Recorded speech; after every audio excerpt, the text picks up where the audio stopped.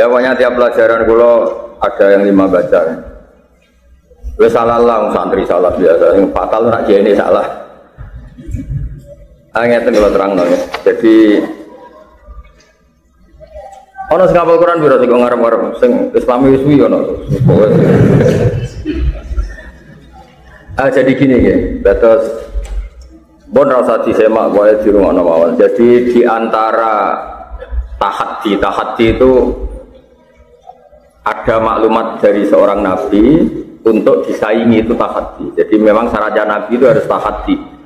Tahaddi itu ada mukjizat yang didahului dengan at-tahaddi, bahwa ini yang mampu hanya seorang apa? Dan itu untuk hadzal nabil karim itu hanya fasohatul Quran. Orang yang berapa fasohatul Quran. Jadi balaghahnya Quran, mukjizatnya Quran itu di fasohahnya. Fasohah itu ya tadi lafadznya benar, kalimatnya benar, muatan maknanya juga apa? Benar. Kadang ada lafadznya itu benar, tapi muatan maknanya tidak mutu. Atau muatannya mutu, tapi lafadznya ada benar. Enggak benar itu bisa ghoroba, bisa mukhalafatul qiyas, bisa tanafur. Nah Quran itu selamat dari itu semua. Ya, jadi ingat-ingat ya, mungkin nanti yang nggak hafal Quran dicari ya, ditanya yang hafal banget. Jadi di antara mukjizatnya Quran yang langsung apa harus dirasakan ya itu wa innahu latanzilu rabbil alamin nazala bihir ruhul amin ala qalbika litakuna minal munzirin terus bilisanin arabiyyin ya bilisanin arabiyyin. Saya beri sekian contoh betapa Quran itu boleh dipahami. Boleh, mesti boleh itu tidak harus. Juga bisa dipahami, bisa itu karena memenuhi standar objektif. Niku misalnya begini, Sayyidina Umar itu Islam itu ketika dengar adik iparnya baca Quran. Ulang lagi, Sayyidina Umar itu masuk Islam ketika dengar adik iparnya itu baca Quran. Dan Umar itu pasti itu kafir, ya nggak pernah sekolah setel, nggak pernah belajar balaghah. Dan Islamnya baru itu, sama Islam mulai cilik mau kitab Umar, Islamnya baru itu, langsung paham Quran. Nah caranya memahami gimana? Ketika lafaz itu diucapkan, itu entah orang paling goblok sekalipun, asal ada ad-dzauqus salim itu tetap paham. Orang yang punya hobawa ya, punya kebodohan, tapi punya ad-dzauqus salim, itu paham. Nanti saya beri sekian contoh faktual yang bukan teori. Ada lagi orang namanya Jubair bin Mut'im. Jubair bin Mut'im itu pinter-pinternya orang Mekah yang saking pinternya itu jadi delegasi ketika mau membebaskan Asra Badrin. Jadi ada tawanan perang Badar, dia orang Mekah karena dia pinter diutus makili orang Mekah membebaskan tawanan apa? Badar. Tentu dengan imbalan sama Nabi. Delalah pas ke situ mau nginep, delalah pas maghrib Nabi baca wattur wa kitabim mastur fi rabbim mansur wal baitil ma'mur was saqafil marfu. Itu Nabi itu baca pas sholat maghrib itu tidak konteks debat, juga tidak konteks menjelaskan, juga Nabi tidak memaksakan menerangkan. Nabi baca datar saja pas sholat. Seorang lagi Nabi baca pas sholat maghrib itu. Kata Jubair bin Mut'im habis itu sungkem sama Nabi bilang kada qalbi ayati hampir hati saya itu terbang. Terus banyaklah cerita-cerita tentang Islam mustohaba yang karena sami'ul Quran, karena mendengar Quran. Nanti saya beri maknanya, sekarang tak pakai muqaddimah. Terus kata Imam Tobari, pengarang kitab tafsir Tobari itu, karena tidak mungkin Allah itu menyalahkan seseorang jika Quran itu tidak bisa dipahami orang kafir. Kata Imam Tobari, andai kan orang kafir itu pasti tidak paham, berarti orang kafir itu gak punya alasan. Ya Allah, bagaimana sama memahami kitab suci sementara engkau ngasih kami tidak paham? Berarti Quran harus ada perangkat yang orang Islam ya paham, orang kafir ya paham. Lalu maknanya paham itu apa? Ini yang mulai masalah. Maknanya paham itu apa? Sya'nuhu dalik, itu yang mulai ada perdebatan mantek. Apa sya'nuhu dalik? Bukan faktual. Misalnya begini, dengerin ya. Allah misalnya bilang hadal ma' royan atau hadal sef kotek, ini pedang bisa memenggal, ini pedang bisa memutus kayu ini, bisa memenggal, bisa memotong kayu ini. Misalnya ini air menyegarkan, itu sya'nuhu dzalik. Memang namanya air itu menyegarkan. Lalu yang memanfaatkan itu mau minum ketika haus berarti dia dapat manfaat dari air. Yang nggak mau minum tidak merubah status air itu menyegarkan. Nah, ketika Quran memaklumatkan diri hudan itu Quran itu hudan linnas, penunjuk bagi segenap manusia. Anda tidak boleh menggugat, tapi nyatanya orang yang dituruni Quran banyak nggak mendapat apa? Hidayah. Tidak bisa begitu karena sya'nuhu dzalik. Ketika air itu berstatus menyegarkan, yang nggak minum salahnya sendiri, sifatnya air tetap menyegarkan. Jadi sifatnya Gus Gofur misalnya mengalimkan, sehingga alim misalnya dewe. Nah, sehingga lalu orang terus memahami Quran, makanya terus sya'nuhu dzalik, kenapa? Sya'nuhu dzalik. Nah, karena Quran itu iktifa dengan sya'nuhu dzalik, itu tidak perlu panjang lebar, makanya sering ijaz, sering pakai majaz, kinayah, sering pakai lafaz-lafaz yang tidak sharih itu tidak masalah, karena orang yang dauknya salim, orang yang dauknya apa? Salim, itu pasti memahami. Saya beri contoh paling legenda, paling terkenal di dunia balaghah. Dan ini Anda harus merasakan. Saya ulang lagi, ini pakai ad-dauk, karena ada pepatah la ilma liman la dzaqalah. Wah, la ilma liman la dzaqalah. Tidak ada ilmu bagi orang yang dauknya tidak punya sensitivitas, jadi dia tidak sensi sama sekali. Tidak punya dauk. Ada seorang khotib Jum'ah. Kemudian dia dalil ada satu peristiwa apa, terus seorang khotib ini dalil. Fa rabbis samaa'i wal ardi innahu lahaqqum misama annakum tantiqun. Demi Tuhannya langit dan bumi bahwa yang dikatakan Quran itu nyata, hak itu nyata. Terus si Arabi itu orang Bedui, orang nggak terpelajar, dia Arabi betul. Tanya sama kiai pinggirnya, orang pinggirnya, Pak Kiai, siapa yang bikin Allah murka sampai memaksa Allah itu sumpah? Manggal ladzi afdal jalil hatta al-ja'u ilal yamin. Pak Kiai, siapa yang bikin Allah marah sampai Allah terpaksa sumpah? Manggal ladzi afdal jalil hatta al-ja'u ilal yamin. Nah, orang yang punya dzauq salim tentu ngerti, orang sampai sumpah itu kan efek dari tidak dipercaya. Saya beri contoh keseharian kita, misalnya Anda punya utang sama teman ditagih. Kalau nagihnya masih percaya, Anda akan jawab, ya besok saya bayar. Tapi kalau nagihnya sudah ada nada tidak percaya, itu memotivasi Anda atau mendorong Anda bilang, wallahi besok saya bayar. Jadi kalau sumpah itu mesti ada emosinya, sumpah itu pasti sudah ada emosinya. Sehingga terus diatur di bala kok ada ibtidaul kalam, ada begini-begini. Termasuk jika kalam itu pada mukhatab yang kholiyat ini tidak usah tauhid, tidak usah pakai sumpah. Tapi kalau ada indikasi ingkar baru ada sumpah. Berarti mafhumnya apa? Semua lafaz atau semua ayat kok Allah pakai sumpah berarti sudah terindikasi Allah duka atau Allah marah. Karena tadi Anda sampai sumpah itu berarti apa? Melihat kawan Anda tidak percaya. Dalam kondisi normal kan Kang utangnya bayar. Kalau kondisi normal dia percaya kan, ya sesuk. Tapi kalau sudah mau tidak percaya, Anda baru apa? Sumpah. Nah sehingga hadal A'rabi ngerti ketika Allah pakai redaksi sumpah berarti Allah ini sudah marah. Nah, itu namanya ad-dzauqus salim. Padahal ini jenis Arabi, jenis orang yang mungkin ghabawa, mungkin bodoh. Tapi dzauqnya apa? Salim. Ya, makanya dia tanya, "Mangdal ladzi afdal jalil hatta al-ja'ru ilal yamin." Siapa yang bikin Allah murka sampai Allah terpaksa apa? Sumpah. Nah, sekarang terus kontrol itu tadi yang terkait lafaz. Nah, maka kalau ada sumpah, ada tauhid entah pakai inna, pakai lam, maka itu sudah asal usulnya ada pengingkaran. Atas wal asri pakai innal insana lafi khusrin. Inna sudah tauhid, la tauhid, wal asri qasam. Berarti Allah tahu betul ini ada pengingkaran masif atau pengingkarnya mukhatab yang enggak iman sama Quran, sehingga untuk penjelasannya pakai beberapa perangkat tauhid, mulai qasam, mulai inna, pakai la lafi. Itu namanya apa? Ad-dzauqus salim, apa? Ad-dzauqus. Nah, begitu juga Jubair bin Mut'im ketika dia di Mekah, di Madinah, dia orang Mekah ke Madinah untuk negosiasi membebaskan Asrar Badrin. Ketika Nabi baca Quran, Nabi bacanya datar. Di antara yang dibaca tadi, dengerin ya, ini yang mungkin yang hafal Quran nanti nyari, ini di surat At-Tur. Am khuliqu min ghairi syai'in am humul khaliqun. Kata Allah begini. Kalau Anda tidak percaya satu Tuhan, ini kata Allah. Kalau Anda tidak percaya satu Tuhan, gampang. Kamu merasa wujud tanpa asal usul. Am khuliqum, kamu merasa wujud tanpa asal usul.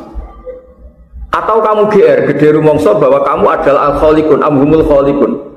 Kamu merasa jumawa bahwa Anda ini pencipta langit dan bumi. Am khalaqus samawati wal ardh.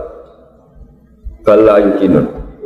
So Allah menjelaskan mereka, atau kamu memang GR, kamu pencipta langit. Terus kata Allah, am lahum sulamu yastami'una bi, memangnya kamu punya tangga untuk naik langit. Walhasil logika yang dibangun Quran itu menjadikan Jubair itu orang terpelajar. Setahu saya tidak menciptakan diri saya sendiri. Setahu saya juga nggak punya reputasi bikin langit dan bumi.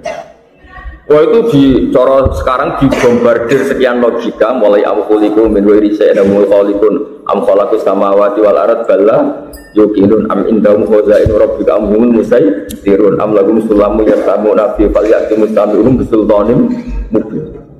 Itu kata Jubair sebagai riwayat, keadaan sodi akolbi, hati saya hampir hancur.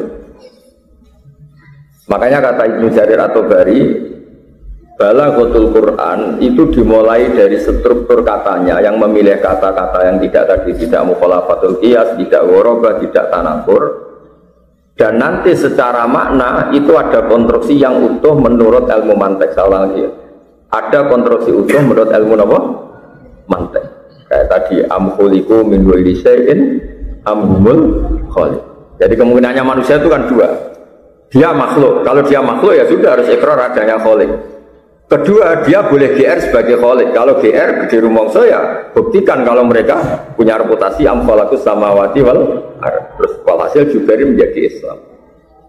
Nah, itu yang menjadikan kata Allah cukup dengan Quran ini sebagai mukjizatnya Rasulullah Shallallahu Alaihi Wasallam. Tapi caranya tadi ada ad-dauqus salim. Seorang lagi ada ad-dauqus salim. Ad-dauqus salim itu penting sekali. Saya beri contoh lagi ini yang real ya.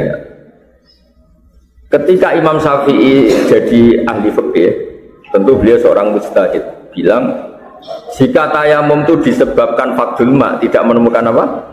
Air, maka kalau kamu di daerah tertentu yang enggak ada air, syarat sahnya tayamum harus ada sabtu tolak. Kamu nyari-nyari dulu sampai di takrib dicontohkan, kalau ada tempat atas nyari di atas, kalau ada bawah turun ke, pokoknya harus nyari-nyari dulu baru sah tayamum. Setelah nyari-nyari dan tidak menemukan air baru sah. Ditanya sama orang-orang, apa dalilnya kalau harus tolakul ma? Ya, apa dalilnya harus tolakul ma sebelum tayam? Imam Syafi'i ngendikan, wa in kuntum ala safari satu falam tajidu ma'an. Apa falam tajidu ma'an? Jika kamu dalam bepergian, Allah ngendikan falam tajidu ma'an, kemudian Anda tidak menemukan air. Kata Imam Syafi'i, la yuqalu liman lam yatlub lam yajid wa inna ma yuqalu lam ya'rif. Sampai dikatakan tidak menemukan karena sudah nyari-nyari tidak ketemu. Kalau belum mencari namanya tidak tahu. Lah itu ada, kenapa? Ya, kamu tak suruh. Saya carikan Umar. Kalau sudah nyari-nyari baru bilang enggak ketemu. Kalau belum nyari-nyari namanya enggak tahu. Makanya Mas Syafi'i harus ada tolakul ma. Ditanya, kenapa harus tolakul ma? Karena Allah ngendikan falam tajidu ma'an. Terus dawuh beliau la yuqalu liman lam yatlub lam yajid. Tidak bisa orang yang belum mencari-cari kemudian berstatus lam yajid. Dikatakan lam yajid mesti ba'da sabkit tolak. Nah, itu namanya ad-daw. Kenapa? Ad-daw. Sama seperti logika mantek. Mantek itu adalah logika yang dibangun oleh akal sehat sesuai asyik bihasabi, sesuai sesuatu itu sesuai kodratnya. Misalnya gini, ya ayyuhalladzina amanu satrusih idza qumtum ila sholat faghsilu wujuhakum. Itu kalau kamu pakai lafaz saja, idza qumtum nalikane wis jumeneng sira kabeh ila sholat faghsilu wujuhakum. Sudah sholat kok malah suruh basuh wajah, kan malah batal. Maka di sini dibutuhkan takdir idza aradtum as-sholat. Karena kalau nyatanya sudah sholat, itu harus ada sabkut tatahur, harus sudah suci. Masa idza kumtumna sholat, kumtumnya itu sudah sholat, kumtum sudah, kemudian baru faghsilu wujuhakum, kan tidak mungkin. Nah itu yang menjadikan terus konstruksi Quran utuh. Karena apa? Ditemukan secara kaidah idza itu tusayyirul madhiya mustaqbalan. Yang dikatakan idza adalah lafaz yang mestinya madhi sekarang jadi mustaqbal, karena kekuatan idza. Istilahnya kalau dalam kitab nahwu termasuk hal yang bisa kolbin itu, misalnya yang madhi jadi mustaqbal, yang mustaqbal jadi apa? Madhi. Yang penting itu sampean tahu bahwa misalnya kita tidak nekuni bahasa Arab karena kita tidak orang Arab. Kuncinya memahami Quran itu adzauqus salim, apa? Adzauqus salim. Kita punya perasaan yang normal. Salim itu normal. Ya kayak tadi, kalau kita diskusi sama seseorang, kok orang itu sampai sumpah, itu sudah menunjukkan orang itu tersinggung. Nah, tersinggung itu menjadikan orang itu sumpah. Makanya terus diteliti, ketika Allah sudah sumpah, rata-rata ya temanya Allah sedang murka. Nah, seperti tadi Qisatul Arabi hina sami al-khatib membaca apa? Fa rabbis samai wal ardi innahu lahaqqum mithama annakum tantikun. Terus hadal Arabi yaqul mangkal ladzi akhdubal jalil hatta alja'u ilal yamin. Siapa yang bisa bikin Allah murka sampai Allah terpaksa apa? Sumpah. Ya terus begitu. Yasin wal Qur'anil Hakim innaka laminal mursalin, sampai Allah bilang begitu. Sumpah wal Qur'anil Hakim berarti apa? Ada sabkul ingkar linubuwati Muhammad. Apa? Ada sabkul ingkar linubuwati Muhammad. Sampai Allah perlu ngendikan pakai redaksi yang tidak standar kholiyadini, nanti di balaghah harus ada taufid, harus ada qasam. Karena apa? Mukhatabnya sudah ada ingkarnya. Makanya apa Yasin wal Qur'anil Hakim innaka laminal. Terus yang terakhir kangge muqaddimah niki ilmu balaghah. Pentingnya ngaji balaghah begini. Istiqmalul Arab itu menjadikan kita tidak harus menganalisis kalau itu nyata. Di bab-bab yang memang bisa dianalisis itu tasbih, di bab-bab yang bisa dianalisis itu tasbih. Misalnya begini. Summum bukmun umyun. Orang kafir itu faktanya kan bisa ngomong, ya bisa mendengar. Tapi Allah bilang orang kafir itu summun. Summun itu dungu. Summum bukmun itu bisu, nggak bisa ngomong. Umyun itu buta, nggak bisa melihat. Nah kita kan kalau dicek secara fisik, kan orang kafir ya bisa mendengar, bisa ngomong, terus bisa melihat. Tapi Allah ngendikan summum bukmun umyun. Itu nggak ada kaf tasbih, juga nggak ada wajah tasbih. Tapi orang Arab, istiqmalul Arab itu ngerti. Orang itu mungkin ya kalau tidur atau rebahan dilangkai temannya, itu paling masih manggel bilang kayak ketek atau kayak ku. Tapi kalau yang dilangkai kepala kamu, mungkin langsung bilang ketek. Tingkat mangkel itu pertama kalkiroda atau kalkirdi. Kalau mangkel banget itu kirdun, sudah ada kaf. Nah, begitu seterusnya. Misalnya kamu ganteng separuh-separuh, mungkin orang bilang anta kal badri. Kalau ganteng banget anta badr. Nah begitu, kalau Allah sudah murka itu Allah tidak bilang antum kasummi, antum kal bukmi, antum kal ummi. Saking mangkelnya Allah, kaf tasbih itu dibuang langsung apa? Sumum bukmun ummi. Sale kangkang diajari, kadang pintar, kadang orang santri kayak kebo. Nah, gobloknya kenemenan kan kiai ini langsung muni oh kebo. Nah, itu istiqmalul Arab, napa? Sehingga nanti lafaz yang kaf tasbihnya dibuang, wajah tasbihnya dibuang. Itu berarti al-mubalaghah fil madhi awid dzam, al-mubalaghah fil madhi awid dzam.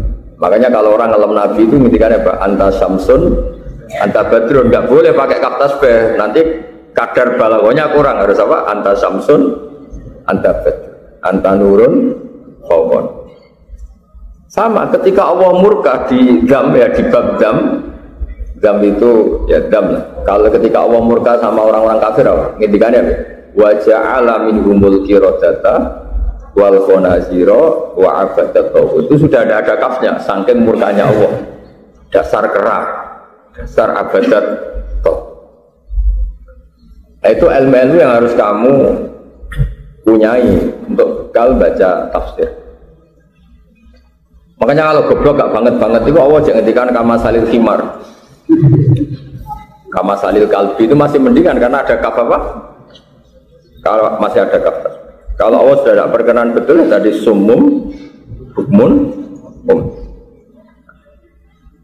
mati juga sama, kematian mati. Mati itu nggak bisa memahami. Mati itu apa? Mati itu orang yang nggak bisa apa-apa lagi. Ya, saya ulang lagi, mati itu orang yang nggak bisa apa-apa lagi, mendengar tidak bisa, memahami tidak bisa, melihat tidak bisa. Ketika Nabi jadi Nabi itu lama dan selalu menerangkan Quran begitu jelasnya dan logikanya begitu jelas. Tapi orang-orang kafir tetap nggak paham. Apa cara bela Nabinya itu unik. Fa inna kala tusmi'ul mautah wala mau mati buat terang nomor itu angel-angel. Lalu kita yang paham benar mati itu kan wes parah itu. Jadi subduhu bil amwat karena sudah agak ada li adam intifa'i sudah tidak bisa apa-apa lagi. Fa innaka la tusmi'ul mauta wa la tusmi'us summat du'a idza wallau mudbir wa ma anta biyadil ummi an dalalatihim. Itu orang tahu maksudnya bukan kalau orang mati diomongi nggak paham orang mati betulan itu tentu Allah Ta'ala anil aqdas. Allah nggak mungkin apa ngendikan sesuatu yang semua orang tahu. Kalau orang mati itu diterangkan nggak paham. Maksudnya apa? Orang yang hidup normal, urusan uang tahu, urusan kebutuhan nafsunya tahu, kebutuhan yaumiyahnya tahu, tapi pas kebenaran tidak. Itu terus juga sebagai pengiran. Fa inna kala tusmi'ul mauta wa la tusmi'us summat du'a. Nah, jadi pentingnya balaghah. Nah, penolongnya apa tadi? Ya ilmu balaghah tadi. Ketika kita ngaji balaghah diterangkan rukun tasbih itu ada musabbah, ada musabbabah, ada wajud tasbih, terus ada adatut tasbih. Nah, yang lazim itu hanya musabbah sama musabbabah. Adatut tasbih bisa dibuang, wajah tasbih bisa dibuang. Kapan buang itu? Ketika kepengen teman-teman nih, kepengen maknanya ini mubalaghah, nama kepengen maknanya itu balaghah. Ya tadi kalau goblok tidak teman-teman tuh orang mungkin guru anda juga bilang oh kayak kebun, es goblok banget itu. Oh dasar kebun. Itu normal di semua bahasa dunia. Saya ulang lagi, itu normal di semua bahasa dunia. Nah Quran itu sering begitu.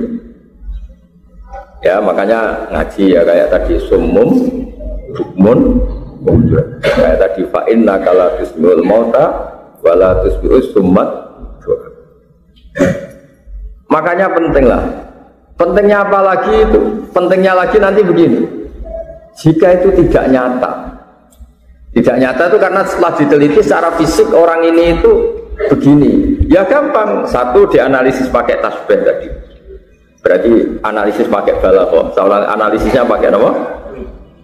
Atau pakai nahwu. Kalau nahwu lebih begini. Amil itu udah harus menyebut makmulnya dan nanti makmulnya itu muncul sesuai konteks yang diinginkan mutakallim. Seorang lagi amil itu tidak harus menyebut makmul. Nanti makmulnya itu ditakdirkan sesuai keinginan mutakallim. Misalnya begini, sumun la yasma'un al-haq. Orang-orang kafir itu tuli dengan arti tidak mendengar kebenaran. Sumum bukmun la yatakallamuna bil haq. Mereka tidak bisa ngomong yang benar. Umyun la yubsirunal haq. Mereka tidak bisa melihat kebenaran. Itu juga solusi. Nah, kenapa itu solusi? Karena tadi terus ada kaidah-kaidah bahwa lafaz itu boleh disebut dan nanti, saya ulang lagi ya, dan nanti mukhatab atau siapapun yang mendengar itu bisa mentakwil sesuai keinginan apa? Mutakallim. Nah di sini terus ada mahalul khilaf di bab-bab furu'iyah. Kalau ada mahalul khilaf di bab-bab apa? Furu'iyah. Misalnya begini, yang boleh melakukan ini hanya al-mutahhar yang disucikan. Kan terus kita mikir, suci anis syirki apa suci anil hadas? Kalau suci anis syirki ya kullu mukmin tohir. Tapi kalau anil hadas orang mukmin pun bisa tidak tohir karena dia berhadas. Nah di bab-bab seperti itu furu'iyahnya pasti khilaf karena ada makmul yang dibuang yang potensinya itu sama-sama kuat. Sama misalnya innamal musyrikuna najasun. Najis secara dzatiyah jelas gak mungkin, manusia itu tidak khinzir, tidak kalbun. Tapi kok Allah bilang najasun. Oh jelas bil itikad. Karena orang kafir itu etikadnya itu najis. Nah ketika ada ayat yang misalnya nggak boleh orang kafir itu bepergian membawa mushaf kayak begini. Karena apa? Dia najasun. Najis itu apa? Ya tidak mutahhar. Padahal Quran harus dipegang mutahhar, la yamassuhu illal mutahhar.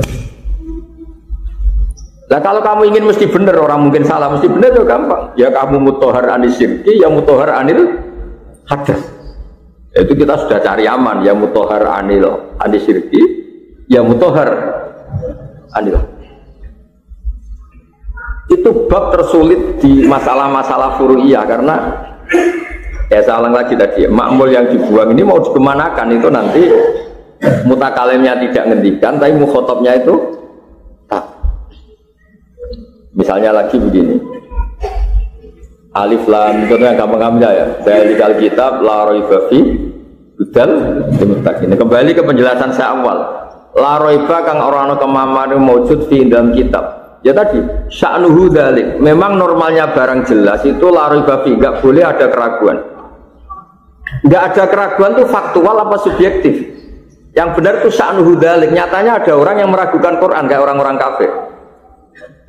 Tapi kalau sya'nuhu dzalik itu tetap normal kayak tadi. Hadzal ma', ya misalnya ini air adalah menyegarkan. Enggak ada orang minum pun statusnya air itu menyegarkan. Hadhi syamsu mudiah, matahari ini itu mudiah, menyinari. Terus ada orang yang romat, ada orang yang buta, ada orang yang pakai kacamata hitam. Tetap saja sifatnya syams itu mudiah. Nah, la raiba fi itu terus ditafsir disebut la raiba fi sifatun kasifah. Sifatun kasifah itu faktanya Quran itu la raiba fi, faktanya itu la raiba fi. Tapi tidak bicara tentang beberapa kelompok yang meragukan Quran, karena itu salahnya sendiri kayak tadi. Ini air menyegarkan. Terus ada orang bilang enggak, saya enggak ngerasain enggak. Ya salahnya sendiri, itu sifatnya air itu menyegarkan. Paham ya? Jadi di bab-bab seperti itu memang pertama kita pandu ya orang-orang alim atau pengarang-pengarang. Tapi nanti kalau orang misalnya kita al-urabul orang-orang Arab yang masih murni itu ngerti. Kenapa Quran begitu dikagumi? Karena tadi wa innahu latanzilu rabbil alamin nazala bihir ruhul amin ala qalbika litakuna minal munzirin bi lisanin arabiyyin. Makanya kata Sayyidina Ali ketika bayangkan itu apa itu banjirnya kaumnya Nabi Nuh itu pasti dahsyat dan pasti ngawur. Sayyidina Ali bilang pasti airnya pas itu ngawur. Kenapa kok dibilang ngawur? Itu begini ayatnya di Quran itu. Air, sampean tahu tuh air. Apapun dahsyatnya air, apapun gelombang tingginya lautan, asal terpola itu orang masih bisa nyikapi. Sehingga para penselancar itu malah seneng kalau ombaknya sedang tinggi, asal polanya jelas. Kenapa? Asal polanya. Angin juga gitu. Mau kayak apa dahsyatnya, asal polanya jelas itu malah bisa dimanfaatkan untuk para layang, untuk macam-macam. Yang masalah itu kalau polanya tidak jelas. Nah, Allah ini cerita Quran. Sayyidina Ali itu masyhur, beliau ahli balaghah dan punya murid-murid terkenal sampai akhirnya jadi kitab Nahjul Balaghah. Ketika Allah menggambarkan dahsyatnya tufannya Nabi Nuh, dawuh pengiran ya, inna lamma taghal ma, tagha iku lacut. Inna lamma taghal ma hamalnakum bil jariyah. Napa? Tagha. Kata Sayyidina Ali, kalau kondisi normal itu wa im min syai'in illa indana khazainu wa ma nunazziluhu illa biqadarin maklum. Kalau kondisi normal itu air apapun besarnya itu takarannya jelas. Apa takarannya? Tapi ketika mau dibikin adab itu awal redaksinya apa? Inna lama tohol mak. Toho itu lacut itu gak beraturan. Ya kalau beraturan misalnya dasar tapi ke timur terus, kan tinggal aja perahunya ada aja ke timur, ke barat terus tinggal, kan nggak perlu tentang arus. Tapi kalau muser ngawur kan ya bingung. Nah, tofanya Nabi Nuh kira-kira airnya tuh ngawur, ngetan, ngulon, mau awur-awuran. Itu mbok orang paling pinter selancar, mbok perahu paling apa, kalau nggak ada kekuasaan Allah itu pasti hancur. Karena apa? Direfleksikan tohol. Nah, gara-gara refleksi tohol itu orang bisa membayangkan betapa ngawurnya, betapa nggak teraturnya air ketika itu. Paham ya? Begitu seterusnya di cerita kaum Ad. Birihin sorsorin atiyah atayak tuutuan maknanya ya bali loh. Birihin klan angin sorsorin kang banget bisine atiyatin kang lacut mergo maknanya atayak tuutuan maknanya apa? Lacut maknanya tidak beraturan. Kita tahu kan orang-orang yang selancar itu kan ya biasa diubah-ubah dasar, tapi jenisnya masih beraturan. Misalnya dari utara ke selatan. Dasar misalnya ombak itu gak beraturan, ngalor ya widul ngetan kulon sehebat-hebatnya pelancar pasti tidak bisa, karena toho, nama toh. Itu yang menjadikan orang-orang balaghah cakap sekali memahami Quran, karena ketika Allah milih lafaz toho misalnya, toho lacut, wah ya sudah bisa dibayangkan kan, air yang gak beraturan pasti gak bisa disikapi kan, karena gak beraturan kan gak bisa disikapi. Angin tadi birifin sorsorin adiyah. Paham ya, makanya memahami tafsir atau memahami ulumul Quran itu perangkatnya banyak, harus pakai balaghah, pakai macam-macam. Nanti di luar itu semua yang termasuk pokok adalah riwayat. Kenapa butuh riwayat? Karena tadi ketika balaghah tidak cukup, karena ini lafaz-lafaz yang memang uluhiyah yang terkait dengan Allah, mau tidak mau pakai riwayat. Meskipun balaghah bisa menganalisis, tapi tetap aja pakai riwayat. Karena takutnya kita nih manfasarul Quran biroihi falyataba wa ma'adahu. Ya jadi lengi-lengi ya tadi itu pentingnya memahami lafaz. Kok kenapa tufanin Nuh disebut apa? Toho. Karena dawuh Sayyidina Ali, air apapun dasarnya asal terpola. Asal apa? Terpola itu masih bisa disikapi. Kalian tahu kan para peselancar terus para orang yang suka tantangan-tantangan itu mesti di sungai apapun dasarnya kan terpola dari atas ke bawah. Lautan juga sama, apapun dasarnya ombak asal masih terpola dari utara ke selatan, para peselancar masih bisa nyikapi. Ini toh bahkan di sebuah riwayat itu sampai malaikat tuh kaget. Ya Allah, saya tidak sanggup lagi ngurusi air ini karena tak introseni sudah tidak mau kan.